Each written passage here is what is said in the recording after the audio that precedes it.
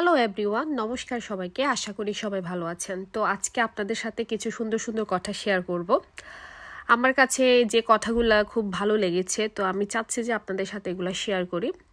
মোটামুটি আমি অনেকটা সময় ধরে কিছু লিসেনিং শুনি, যেগুলো হচ্ছে বিভিন্ন জনের, বিভিন্ন মানুষের মানে থেকে নেওয়া আর কি, ওদের ব্যক্তি জীবনের অভিজ্ঞতা থেকে নেওয়া। তো আমি রিসেন্টলি একটা সুন্দর পডকাস্ট শুনেছিলাম, আমার কাছে খুবই খুবই ভালো লেগেছে। তো ভাবলাম যে আপনাদের সাথে শেয়ার করি, সেটা গল্পের ছলে।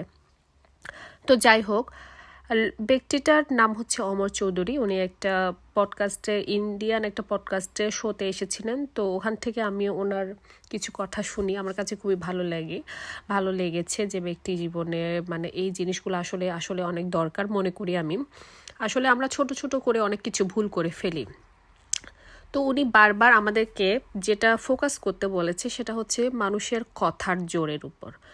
উনি বারবার বলতেছে যে আমাদের মধ্যে আমাদের ক্ষমতা আছে, আর আমাদের ক্ষমতা হচ্ছে আমাদের ওয়ার্ড এমন এক জিনিস যেটা দিয়ে আমরা সব কিছু অ্যাচিভ করতে পারি। সেটা একটা মানুষ নিজেকে ডাউনও করতে পারে, একটা মানুষ নিজেকে উপরেও তুলতে পারে। তো বলতেছে, আচ্ছা দেখো একটা জিনিস, আমরা যখন কারোর সাথে খারাপ ব্যবহার করি, সেটা হয় ব্যবহারটা কী দিয়ে, সেটা হয় হচ্ছে কথা দিয়ে। তো কেউ যখন আমাদেরকে চিল্লায়, তখন আমাদের মাথা খারাপ হয়ে যায়, রাগ ওঠে। তার মানে কি, আমরা ব্যক্তিটাকে নির্ধারণ করি হচ্ছে তার কথা, তার ব্যবহার, তার অ্যাটিটিউড দিয়ে।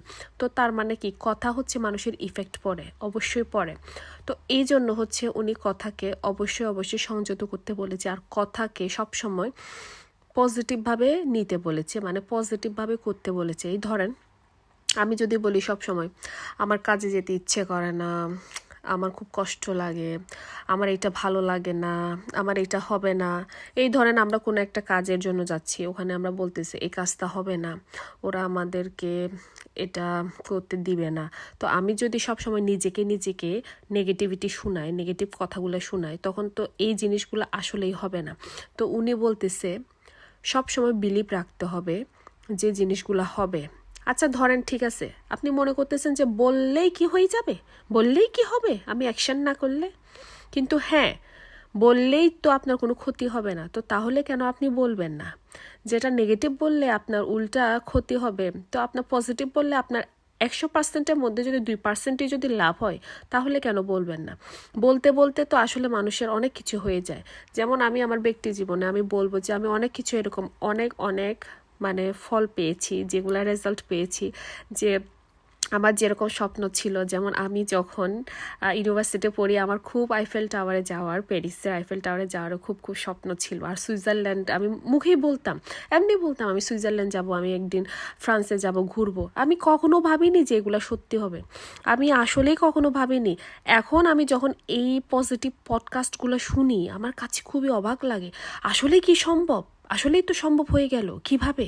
তো আমি এই জন্য আমার যে আশেপাশে ফ্রেন্ড সার্কেল আছে, আমি ওদেরকে বলি যে দেখ, তোরা ডেলি যা পারিস না, পজিটিভ চিন্তা কর, পজিটিভ থিঙ্কিং কর, পজিটিভ ইমাজিনেশন কর।